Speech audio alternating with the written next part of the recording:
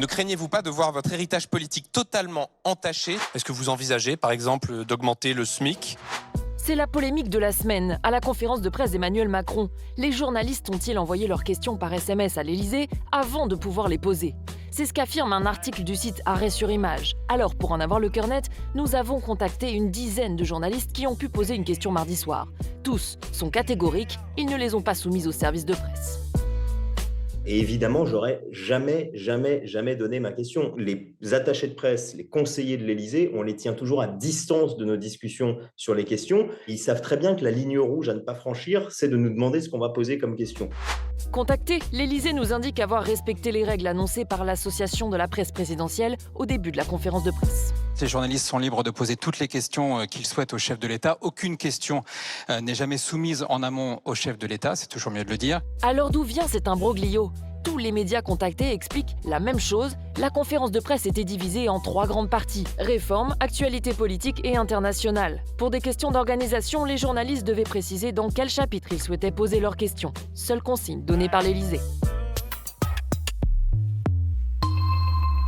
Si j'ai pu aider au moins une personne avec ce podcast, mais moi je suis 1000 fois heureuse. Le récit posthume de Clémentine Lecalot-Vergnaud, journaliste à France Info, décédée en décembre dernier. La radio vient de mettre en ligne les derniers épisodes de son podcast « Ma vie avec le cancer ». Un récit bouleversant commencé en juin dernier, des épisodes alors très écoutés et très médiatisés. Avoir 30 ans et se battre contre un cancer. Votre témoignage est poignant, avec un sens du détail et une maturité saisissante. La journaliste avait reçu des centaines de messages d'auditeurs par jour, un moteur pour continuer d'enregistrer son histoire, les derniers épisodes juste avant sa mort. On lui avait fait une promesse de les sortir, peu importe à quel moment elle allait nous quitter. Ça nous semblait important aussi de tenir au courant les gens qui ont écouté la première saison.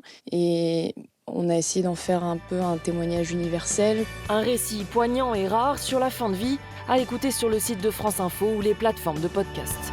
Et merci pour toutes ces heures d'écoute. Merci pour ça.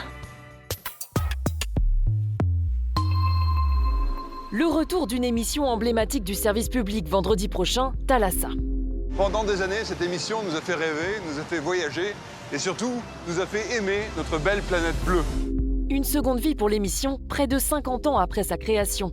Pas question de refaire une pâle copie de l'original, c'est une version modernisée. Plus d'écologie, plus d'action aussi. Aujourd'hui, quand on raconte des histoires, il faut les raconter avec passion, il faut les raconter avec des événements, avec de l'action. Il faut que ce soit divertissant, il faut que ce soit étonnant, il faut que ce soit éblouissant dans la qualité des images qu'on propose. Et il faut aussi qu'il y ait un vrai message sur l'environnement et l'écologie des océans. Premier numéro sur l'océan Pacifique, en Polynésie, au Pérou et en Équateur, vendredi prochain à 21h10 sur France 3.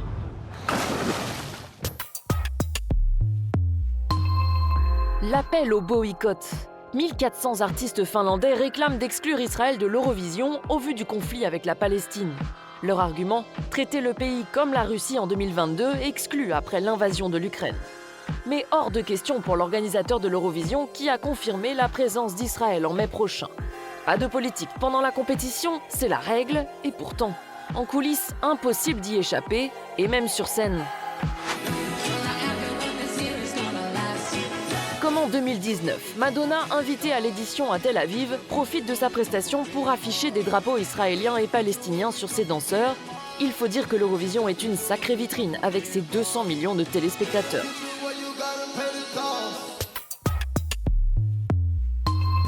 La révélation de la semaine vient de cette écrivaine japonaise, Rikudan, tout juste lauréate du plus prestigieux prix de littérature, sorte de Goncourt japonais. À peine couronnée, elle avoue ne pas l'avoir écrit toute seule. J'ai utilisé ChatGPT pour écrire une partie de mon livre. Environ 5% est écrit avec de l'intelligence artificielle. Il faut dire que le livre de Rikudan traite justement de l'intelligence artificielle. Et vous savez quoi? Le jury a déclaré que le livre est d'une telle perfection qu'il est difficile d'y trouver des défauts. Merci beaucoup.